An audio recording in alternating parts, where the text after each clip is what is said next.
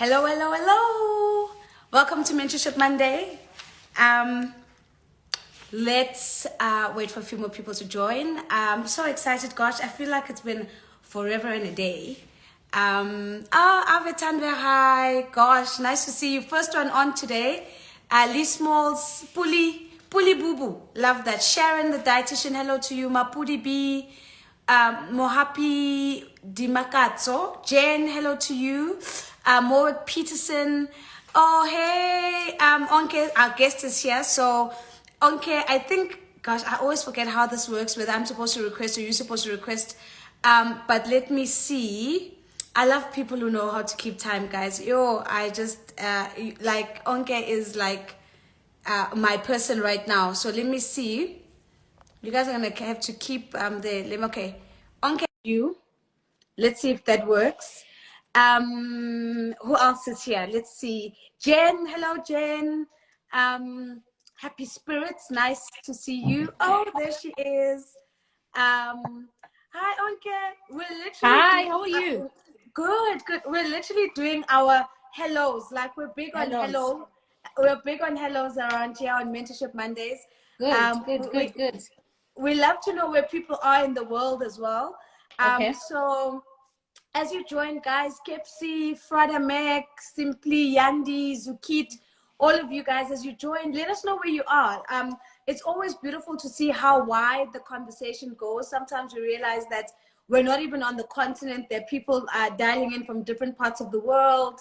And that's really, really special. Elite gentlemen, I love that. Welcome to you. I can see Onke's cleaning her camera, so let's give her a chance. Njoki, hello. Silu. Snea says, I'm in Cape Town. Liz, where are you? Amantle, hello, darling. Can't wait to speak to you tomorrow. Ntombi Kanklapo. Yeah, I don't know if I'm saying it right. Munsu, hello. There's someone from Namibia, and that's Jen is in Namibia. Avetandra says, I'm in the USA, but listen, Wow. I made sure to listen. Isn't that amazing? Keps is like, guys, I'm right here in Centurion. And Lucy's like, Molweni, Ndisekapa. And Huiti, who is always here with us, is in Botswana. So hello, Huiti, nice to see you. Lady Maps is like, guys, I'm in Pretoria East. Why do Pretoria people always give us coordinates? Imagine because Pretoria is another country. So respect the Centurion people. Respect. My brother lives in Pretoria. My aunt lives in Pretoria. It's a different country. It's a different situation. Amupela says, I'm in England, guys. And Lee Fati says, it's my very first time joining. And Tabi says, I'm in Soweto. Yes, everybody's everywhere. So hello, guys.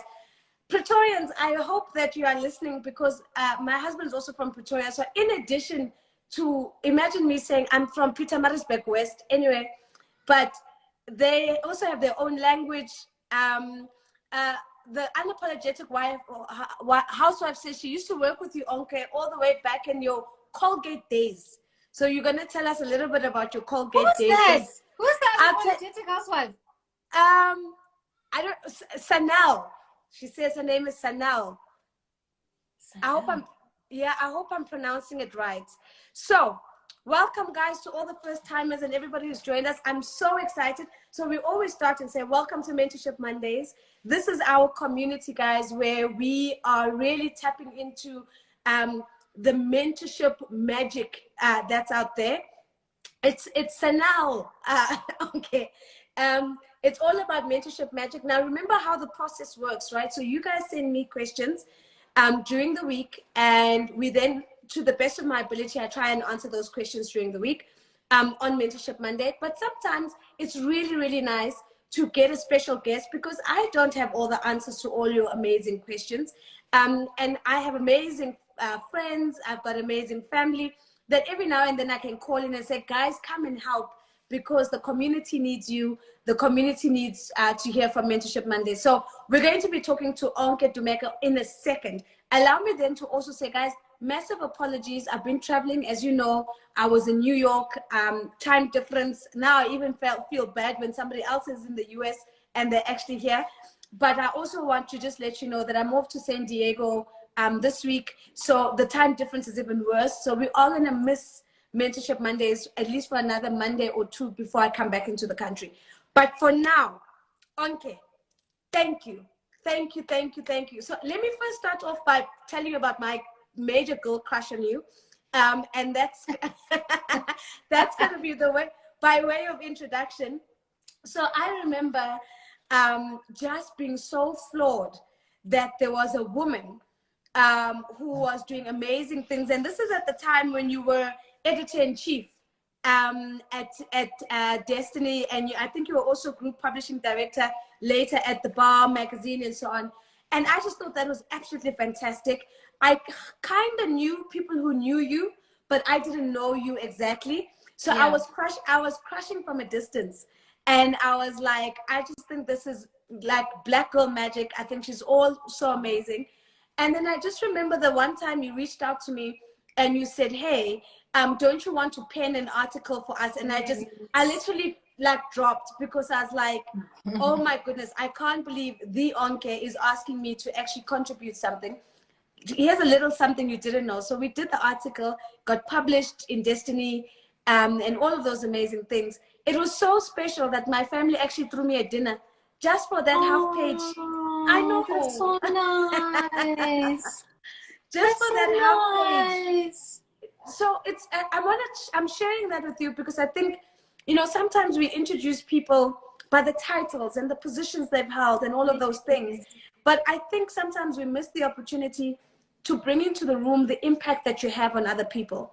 And I just wanted to let you know that, you know, you've had an impact on my life. And I think, you know, I've looked at you in the space that you're in even now. When I think about national film, and I think about there's a black woman who's doing amazing things there. And I think that's really inspiring. And I just want to say thank you for just shining your light, being yourself, being badass, being unapologetic, and getting things done, which I think is amazing. Oh, thank you so much. I just want to say thank you to Avetandro, who gave me a compliment before I forget. But thank you so much. I think the girl crush is mutual. I went to an all-girls school, so I'm used to having girl crushes. It's okay. And I think I reached out to you because of, I think, the work you've done with my aunt's mentorship program called Traversing Liminality. Yes. And you know, so highly impressed by the sessions that you gave, and I think you've done quite a number of them. And I just thought you'd be able to hit the nail on the head, and you did. You know, I think oftentimes people think, I mean, I think I love words. I'm really in love with words, and I'm not really stuck in the mindset that someone must have been a journalist or whatever to share their story. I just think that you know, the story is within everybody, right? Everybody has a story. I remember once on Oprah's show many years ago, she did a show where she literally went to 3 random people in her audience. She did little show. Okay, it was a pre-show before another show, because obviously they had to produce it and stuff. And she picked 3 random people in the audience, and they just followed them around and unpacked their lives. One was a housewife who was suffering from breast cancer and had a child who was autistic. The other person was an entrepreneur. The other, you know, people just had different stories. And I'll never forget that episode, because it just taught me how, you know, the story is in everybody. Everybody has a story in them. Everybody has a journey in them. And your article, if I remember, was about who's in your kitchen cabinet, right? So who's in your corner? In other words, who are the people that you surround yourself with? You know, who are you? Who's your mentorship tool? Hence, Mentorship Mondays. And you know, obviously, you're doing this type of a series because it's something that you understand very well. So thank you again for doing it. I think it was a great article. It was very honest and relatable, which I think is what every Destiny reader and generally readers of magazines like to engage with, you know. No, thank you very much, Onke. And it's so amazing that you raised that, because just in the last session that we had, we were talking about the courage to fire your mentors. And it's one of the things that I actually spoke about in the, you know, in that article, to say, at what point do you outgrow a Yeah. particular mentor, Yeah. and you need to make way for Yeah. somebody else for a new season in your life.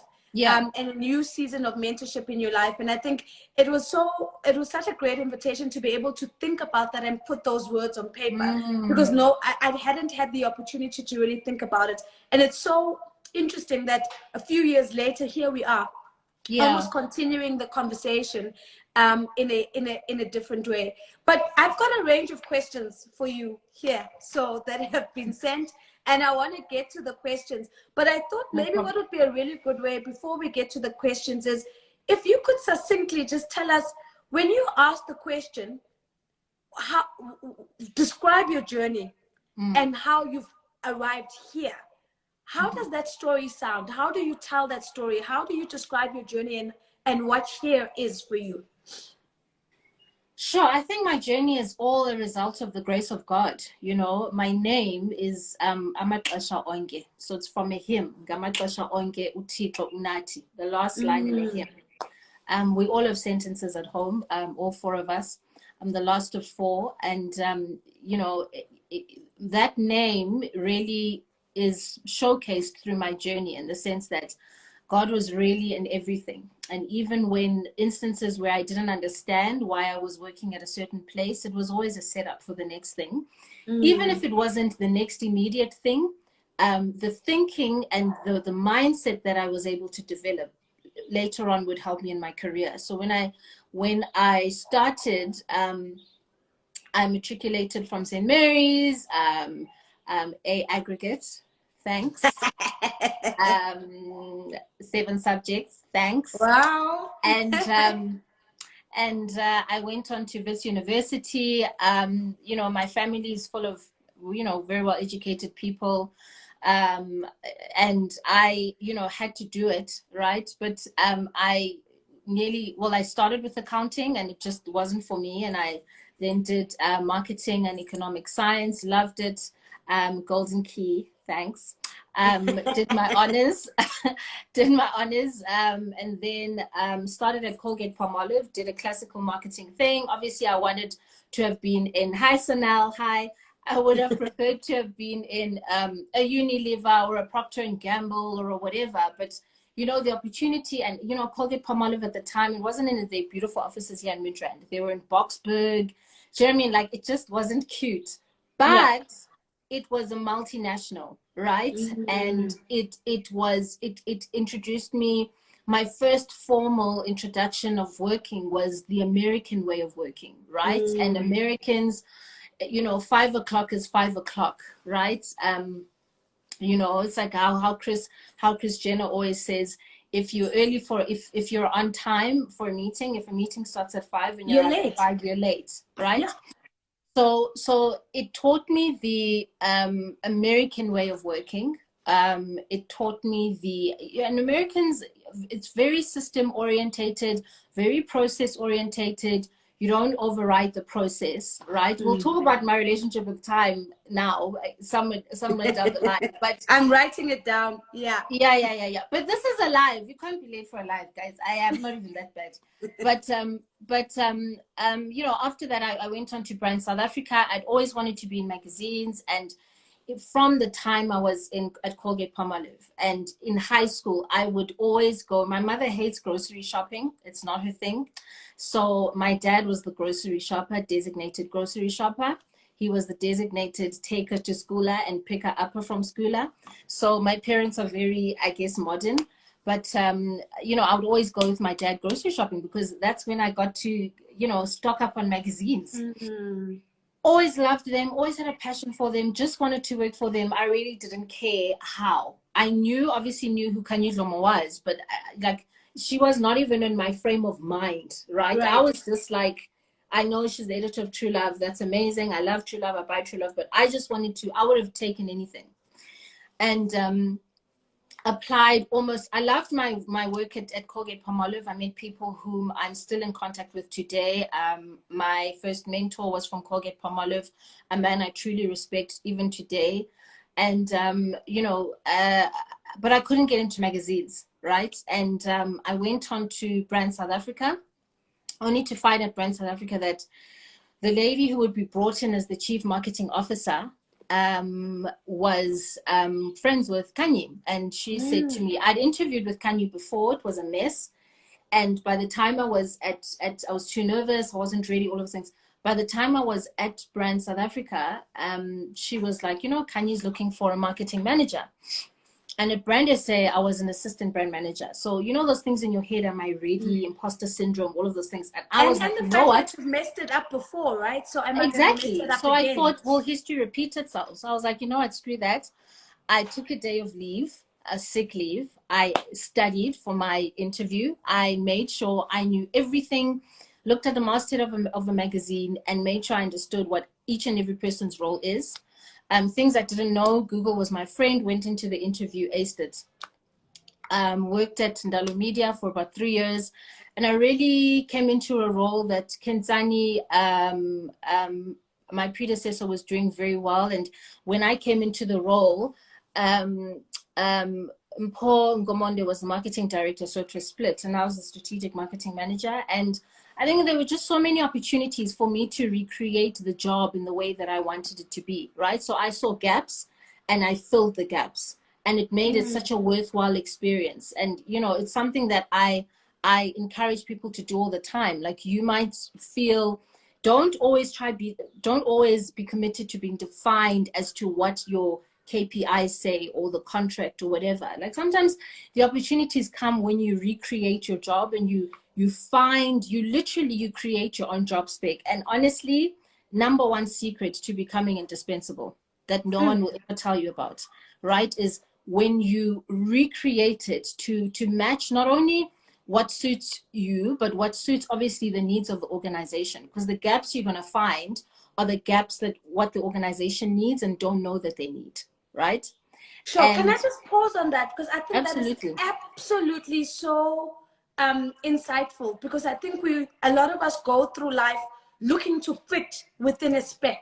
Yeah. And we identify a spec, and you're like, okay, I want to be that. And you try. Yeah. And oftentimes in the narrative about women, we're always hearing that, you know, women will mark themselves down because they're looking at the criteria, and then they'll probably have 70% of what is required, and not the rest. Yes. And what I'm almost hearing you saying is, why are you even looking at that? Why are you looking at what exists instead of, you know, going into the negative frame of saying, what doesn't exist? Exactly. What, you know, where's the gap? Where's the space? And how do I then fit within that gap and that space? And I think that's fire, because we don't always hear that. Instead, it's always about, you know, how do you fit in? How do you, you know, own the role as it is defined, instead of going out and just defining your own role? Totally. And, you know, as you talk about that 70%, that's exactly what Sheryl Sandberg talks about in Lean In, right? When she says, obviously, men, you know, will apply for a job when they're 60% ready, have 60% readiness. Women wait until they have 110%. And leaning in is different, you know, and your personality and your passion, they have to fuse in. Really, for you to make it worthwhile, you have to find room for them, make room for them, right? Because honestly, you know, unless it's your mother's house, it's highly unlikely that you're always going to fit the comfortably fit all the elements of the job spec or the KPI. And don't feel intimidated by them. Some things you want to know, some things you're going to learn on the job. But, you know, you want to become the type of person who's indispensable, create the gaps that the organization doesn't know that they need, and push for them, right? Because and actually work towards them and execute them. I'm working with I'm actually helping one of my colleagues do that right now. She's working on something for the NFEF, and it honestly, like, it works, because indispensability, that's not a word, but being indispensable is so important, because, you know, you resign, you fall sick, you whatever, any organization is going to replace you, right? They're going to replace the role, but it must always be in such a way that they can never replace it the way you did it, always, because that's how you build your personal, I don't want to call it personal brand, but essentially that's what I'm saying. That's how you build your career. That's how you build your brand within your career. No, when I say personal brand, people start thinking celebrity, and that's not what I mean, because that corporate brand carries you through any corporates that you work in. If you are fully committed to working in a corporate for the rest of your life, which is absolutely fine, but they equally help you if you are, you know, creating your Yeah. business as a side hustle, right? And you need to galvanize the networks and get the clients. You have to find a way to position yourself well, and it becomes easier when it becomes quite evident that you're indispensable and that no one can do the job the way you can do it. So I want to pause on that, Onke, because one, my battery's dying, so I need to bend down and plug this baby in. No problem. No problem. But I want to I just want to pause on that, because I know you said it's not a word, indispensability, or whatever we decide to call it today. Indispensability. Indispensability. Yes. That is the English. But I think that's absolutely incredible, because again, it's knowing the difference between being inspired by what it already exists and being inspired by other women, but being unafraid of being yourself in the pursuit of that, so that you do it in your own way. I think Jim Collins calls it personal mastery. He says, think about all the greats in the world, how they don't copy, or they don't become carbon copies of each other, but they're inspired by each other, but they have the courage to actually be themselves in the process. So as you comment on that, I'm gonna bend down and put this baby in. No problem. And I think you hit the nail on the head when you said courage, right? Because I think it takes a lot of courage to be who you are generally in life, and to be who you are still in a corporate setting where there's so many rules and there's so many, you know, all of those things that you have to navigate. But it takes a lot of courage to be who you are. And, you know, God would have never put the opportunity of that job in your responsibility if you didn't have the opportunity to do that. Sometimes it just takes a matter of, you know, looking harder and figuring out, okay, where is it? You know, and that's what, I mean, I like I told you, when I started at Colgate, I was like, oh, magazines, now. But I actually really had to like really hone in and get as much information as I could about the skills that were being developed in me at the time. And the Ndala opportunity only came at Brand South Africa, right? But I had to be ready for it. So when I interviewed first, I wasn't ready for the opportunity. So and that's why I had to go through the Colgate experience. That's why I had to go through the Brand SA experience, so that I could be ready for the opportunity and I could meet the opportunity properly. You know, it's like, you know, it's like how Oprah always says, luck is the combination of readiness and what's the other thing? Preparation, right? Preparedness. Yeah. So I didn't know at the time, just when I just had my passion, that I wasn't prepared. And I was prepared when I was willing to take a day's leave, study for my interview, and ace it. That's when I was prepared. And whatever I did with the job later on, it was already defined by my intention, right? And which showed itself through the effort I took into getting the job, right? And then how I did the job was only going to be positive based on, you know, my energy towards it, which was not fearful, which was you know, hopeful in terms of the best and positive, and really courage centered more than anything else, which it wasn't before. Sorry, wanted to say something? No, I'm biting my tongue, because I know that I'm dying to get to the rest of the journey. But you know, you said something that I think again moved me in such a way, and that is this idea of, how do you know that you're not ready versus I'm gonna fight this and I'm gonna push through? Because I think sometimes the world gives us the feedback that you're not ready, right? Yeah. But we're not always ready to hear that we're not ready. And I sometimes feel like it's a spirit of discernment that one needs to have about what am I really hearing? You know, am I hearing you're not ready and therefore I need to go back and do the work? Or am I hearing you're not ready on somebody else's terms, and therefore I'm not actually going to accept that? And I was just wondering how in your heart, because I could imagine that even as you then went on to be chief editor-in-chief of Destiny, there might have been voices telling you weren't ready to do that job. When you went on to, you know, lead up the Bar magazine, there might have been voices telling you that, no, actually, you're not ready. So where does your spirit of discernment come from that allows you to hear the authentic moments of the absence of readiness, and also to hear those moments where you say, that's your view and it's not mine? So earlier I said that my full name is Onke, right? Which means at all times God is present. And my social alias is Forever Onke, which basically means that, I am the expression of what is forever, limitless, the forever of everything, right? So it's an extension of my name, Onke, which means at all times God is present. And I believe in the power of names, and I've always had to I've always had to hold space for the fact that at any point where I am in my life, God is present in all of it. Even if I think it is the worst possible situation or job opportunity that is there, right? When they say that opportunities often come in overalls, right? We don't recognize them because they look like hard work. They look like the pits. They look like being outside in the sun, in the blazing heat. They just don't look cute. Readiness for me always speaks to what the circumstance I'm in now. That is what I'm ready for. And a lot of people, and that's what misses people with imposter syndrome, is you look at all of the factors outside of it, right? And you look at people that report into you and have more experience, or MBAs, or whatever the case is. You look at, how other people might seem more equipped for the job than you. But again, you would never be given an opportunity, right? And the responsibility of making that opportunity work if you were not ready for it. So readiness for me is right here where I am now.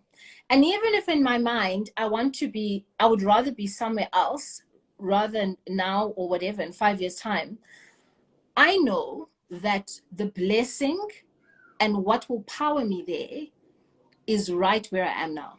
Sure. And the job for me is to figure out exactly what I need to leverage in the situation that I am right now. May not be obvious to me, but the opportunity is right in the right now. Because that's how God works. That's exactly how it works. It's how, a blessing will always come through another person. And equally, the opportunities of your life and everything that you want, any situation that you are in right now, the opportunity for you to get there is right there in that situation right now.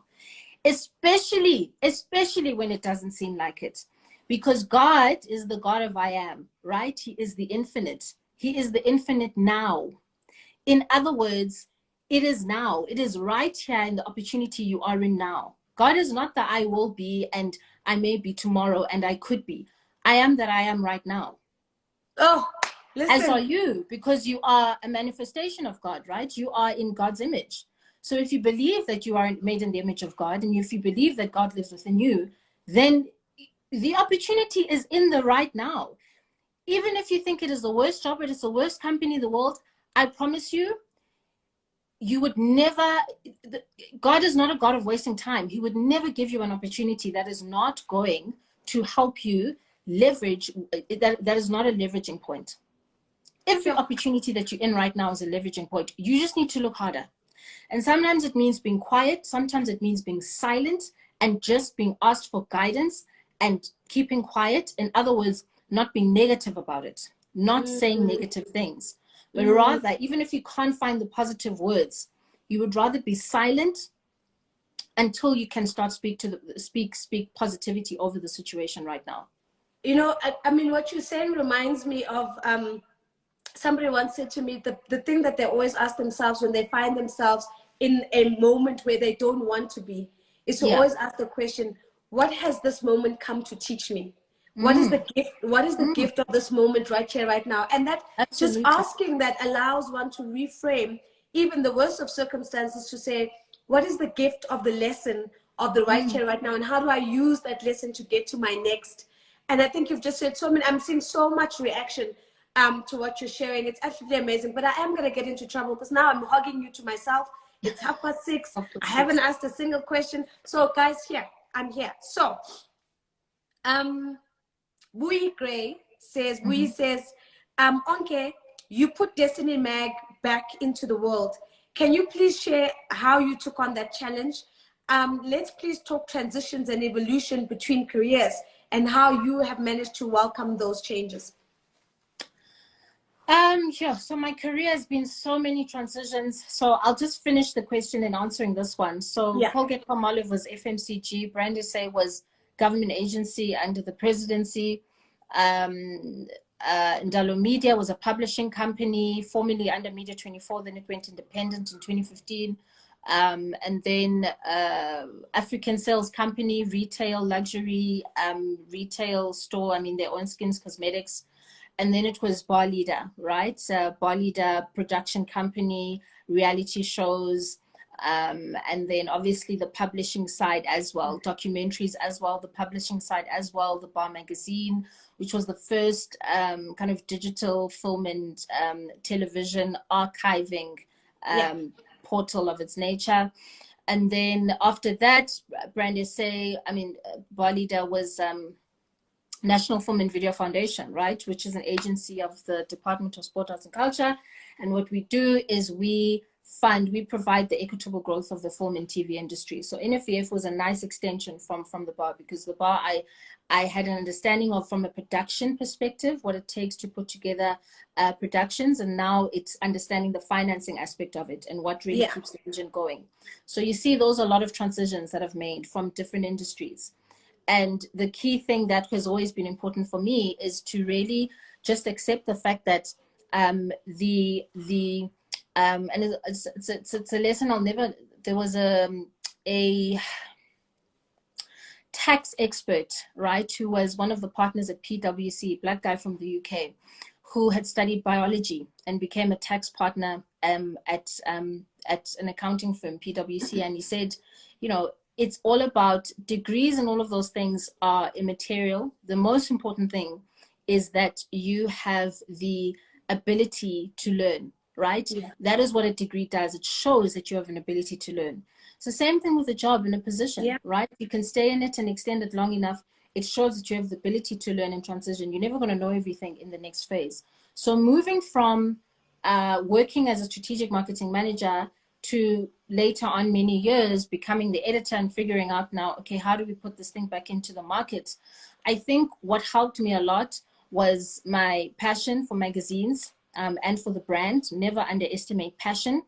But what passion needs is it needs direction, and it needs function, and it needs formality, right? So that it doesn't wane.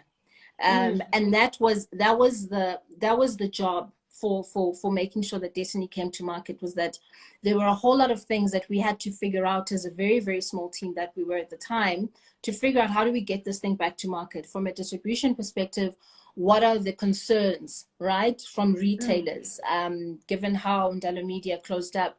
From a advertising perspective, right, what are the concerns from clients? Because that's how the magazine was going to run and be sustainable. And then obviously from just a product perspective, the visual treatments and all of those things, what did we want to infuse into it that was uniquely us? And obviously we extended a lot of the stuff that we did from the bar, the interviews and all of those things.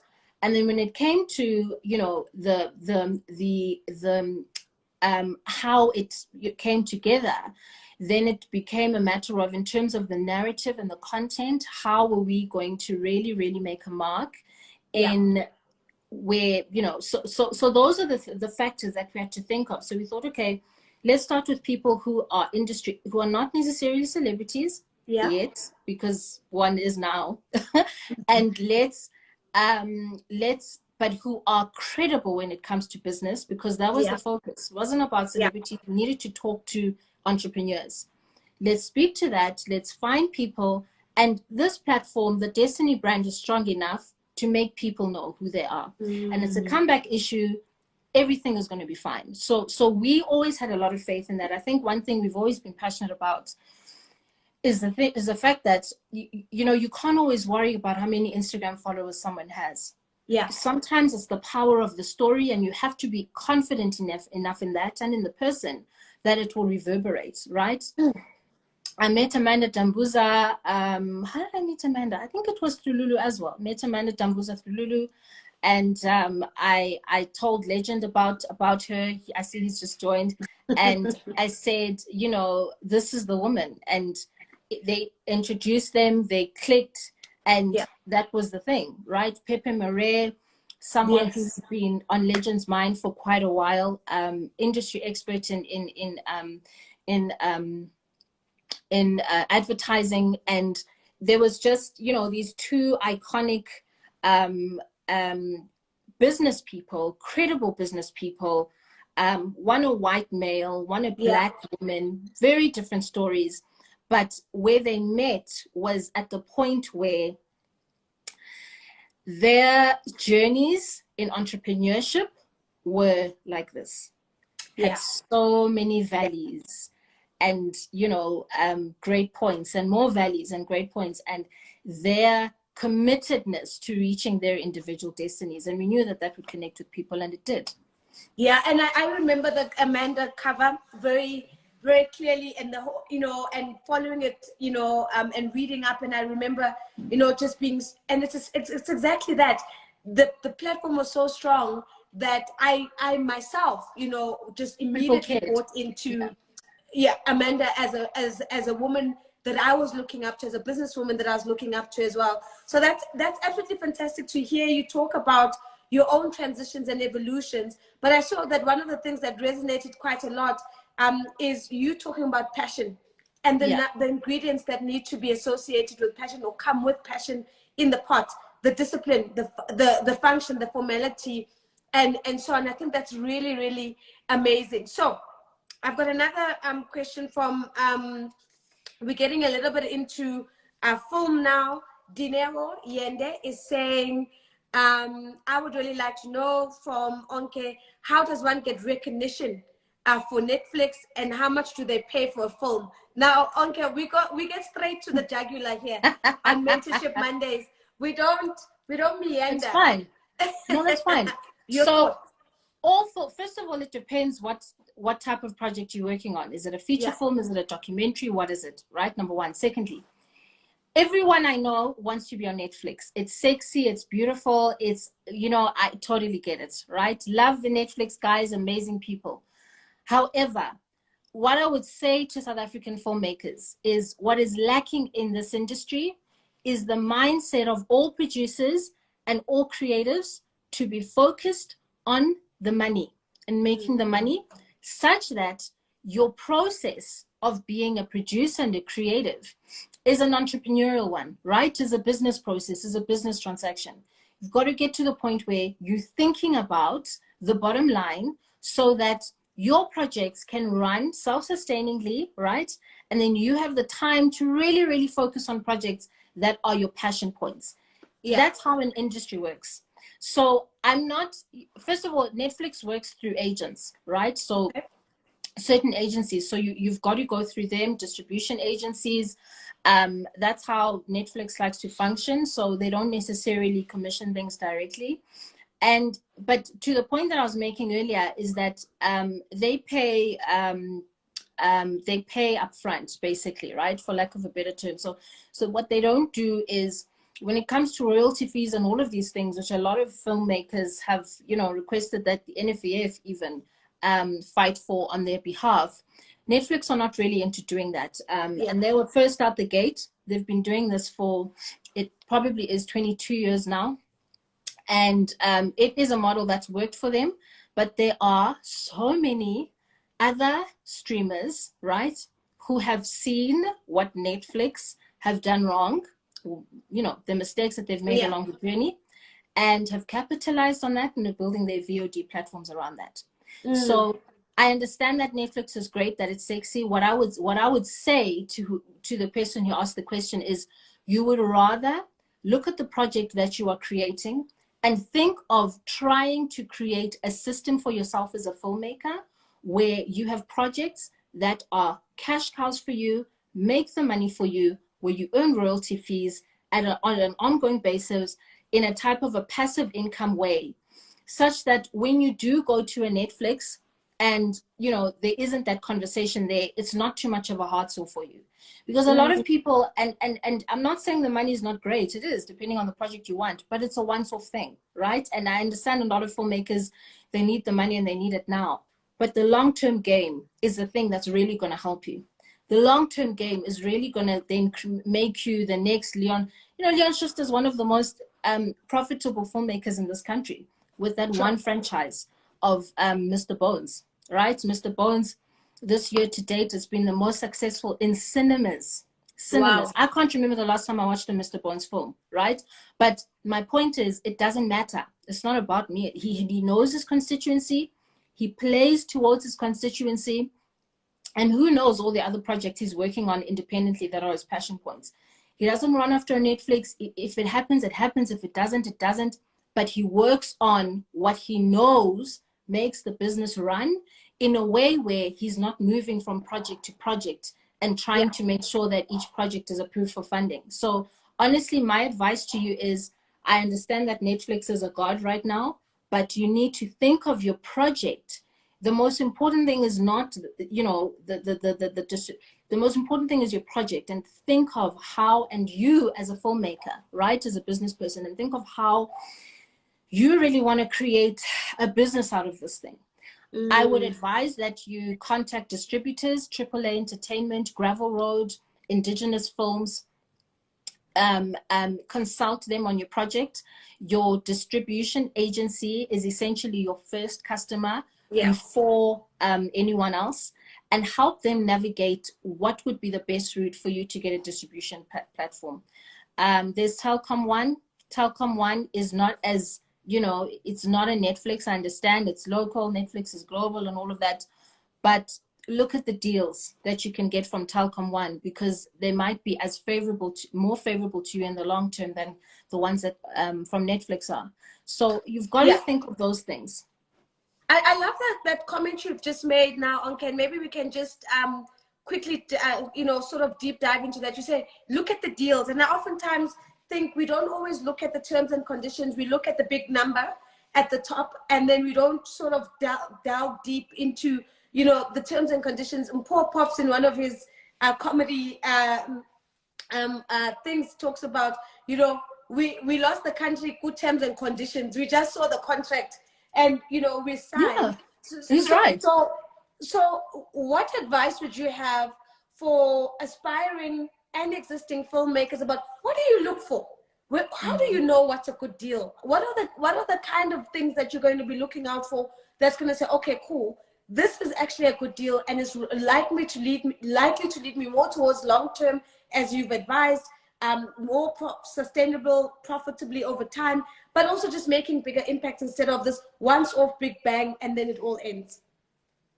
So I think it's varied. It depends on whether it's a feature film or a documentary or a short film, or, you know, what type of a project you're working on, or web series. But generally speaking, you know, you have to think of what financing options are there available to you. Is it a once-off payment? So for example, if you get a Netflix, I mean, maybe you want to see that thing, oh, we're number one in the US, number one in Brazil, number one in, I know it makes people feel really special, but ask yourself, with that number oneness, right, and with those ratings, is there anything that you get back financially? And maybe the answer is no, right? Because that's how Netflix structures their deals. Are you okay with that, right? So it's a difficult thing, especially in a social media world where, you know, you see local productions and they say, oh my gosh, this thing is number one in the USA, we did it, oh my God. Dial back. Who is gaining from that? Right? Yeah. Is it the distributor? Is it is it the platform? Is it Netflix, or is it the producer? It varies. So look at the financing structure, right? Is it an upfront thing? Is it something that creates that includes royalties and perpetuity? Is it a co-financing deal, right? You know, would you be in a better position if you co-financed it with another private sector?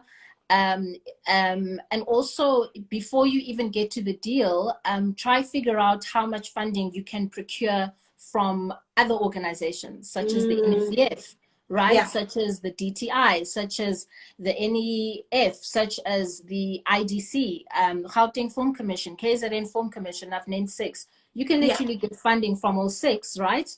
To help you fund your project, so that by the time you start you know, by the time you start getting into distribution deals, you're not too much at a loss in terms of putting the project together, right? Because you have that advantage in South Africa. It doesn't exist in countries like America. So take advantage of it.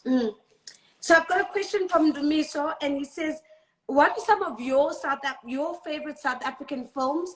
But more importantly, in your experience, what makes for a good South African film?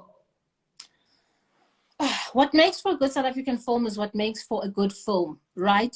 Generally. And that's how we have to think of it. We're living in a global economy. In other words, that's local and global.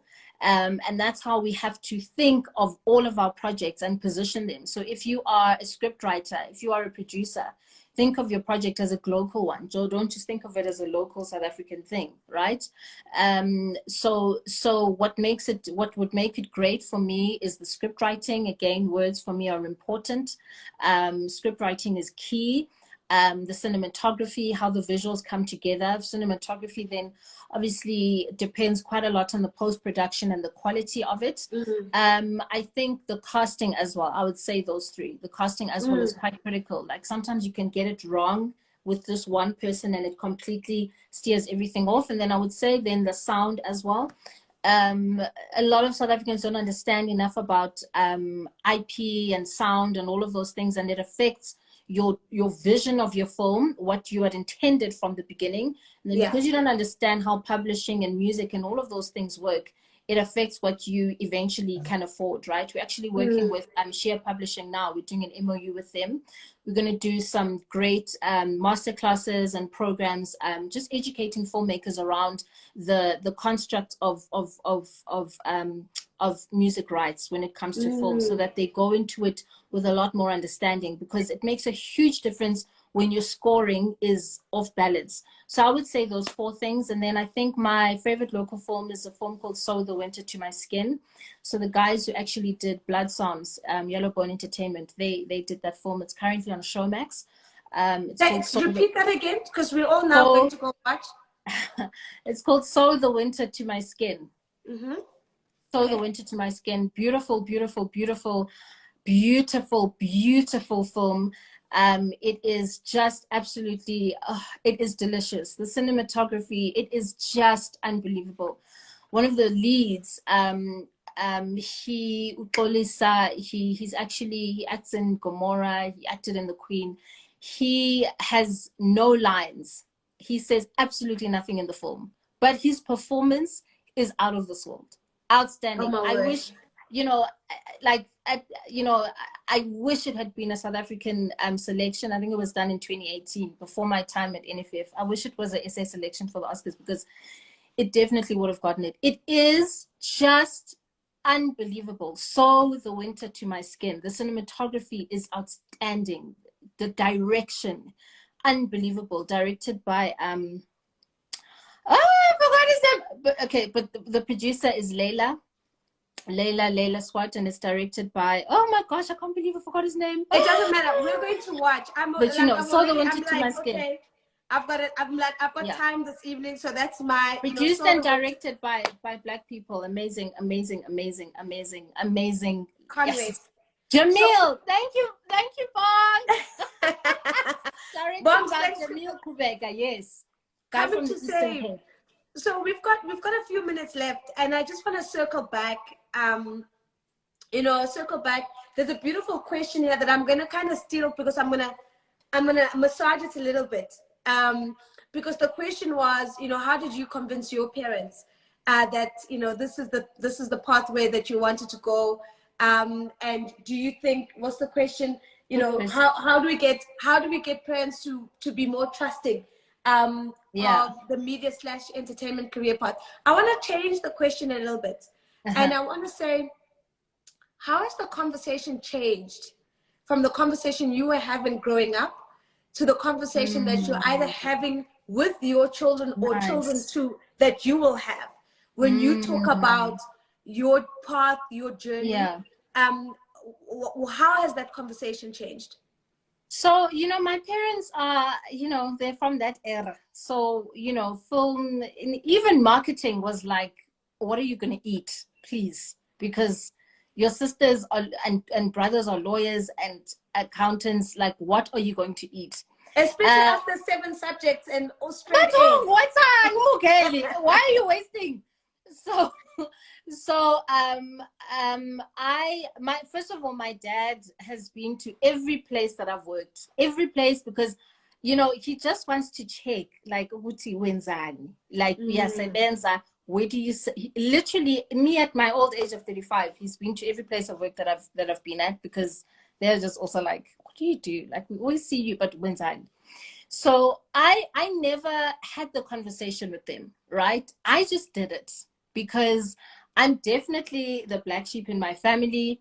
And I'm not going to wait for anybody to give me permission. I'm definitely the type of person who goes for it. And, bazolandela, eventually they'll figure it out. So I didn't have a teenage pregnancy. I wasn't, like, I didn't do all of these things that black parents are just like,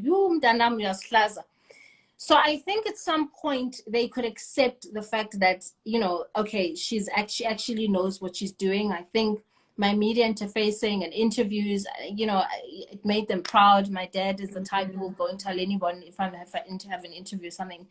And I think with my child, when I eventually do have a child, the conversation will pretty much be about who do you think you are, first of all, and what value do you want to bring into this world, right? Based on who you are. In other words, whatever it is that you want to do, how do you think it is going to fit the purpose for your life? Because your work is not the fully encompassing thing of your purpose. It's a component of it, right? Yes.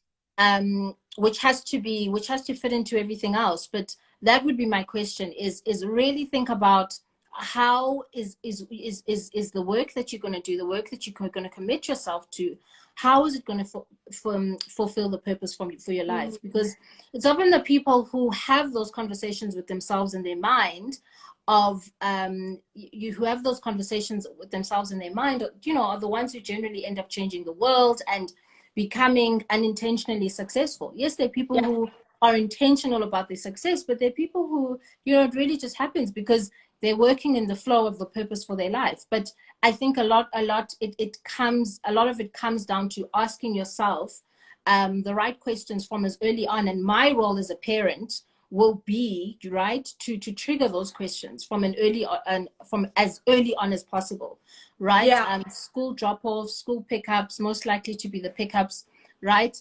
But to trigger those conversations, because I can't make the assumption that a teacher is going to ask them, right? That would be my role as a parent, so that hopefully sooner than later my child has thought about it, and whatever path they do, whatever they decide to study, it matches the purpose for their life. Sure, I think that's so powerful. I mean, you've touched on something that I always talk about, and that is your profession is not your purpose. And that your profession is only, it's an expression of part of your purpose, but your purpose is much bigger than that. I think oftentimes we go in search of perfect professions, thinking that that's the pathway to purpose, and it's actually not. And for me, I always talk about how purpose is an inside job, actually. And your profession is something that you do out there. But that's a conversation for another day. I didn't want to miss Tumi's comment. Tumi, I thought it was such a brilliant question. Tumi's like, what are you going to name your child, Onke, with a name like yours already? Like, what are you going to name your child? I don't know. I hope my dad's still alive, because that's like his job. Like, he names everyone, and then we just add here and there. That's what my siblings did as well. Like, they were just like, can we have the name? Thanks. And then they adjusted. And even the grandchildren have sentences. Literally, like, it's a vibe. Beautiful. It is a thing. No, that's absolutely beautiful. So to me, I hope you got that response. Now we're all going to Onke for beautiful names, because we need to tap into a dad, when those babies come along. But Onke, thank you. I really, really just wanted to pause and say thank you. You've just shown up so splendidly for us on Mentorship Monday. You not only shared, your story and your journey, but, also shared your insights. It's, it's free consulting for a lot of people who are now sitting at taking notes and sort of charting their next steps, because you've been there and you've been open enough to be able to say, let me share and let me give freely. and we don't take that for granted. So I just want to say, no, thank you, thank you, thank you, thank you, thank you, thank you. My biggest takeaway is your greatest opportunity is right now. And I think that just resonated with my heart so much. And I think a lot of us oftentimes are looking to the next, that we forget that it's actually here. And that's the bridge to what comes next. But it starts here. You can't bridge unless you accept and come to ground about where you are right now. So ngiyabonga. Thank you, thank you, thank you so much. Thank you so much. Thank you so much. Just want to add to say, you know, the final comment that you're making. I mean, God just would never ever put you in a situation, right, where he would waste your time. And you know, a setback is always, even when you feel like something is a setback, it is always a setup. It is always a setup for your good. Always, always, always. It just takes a matter of being quiet.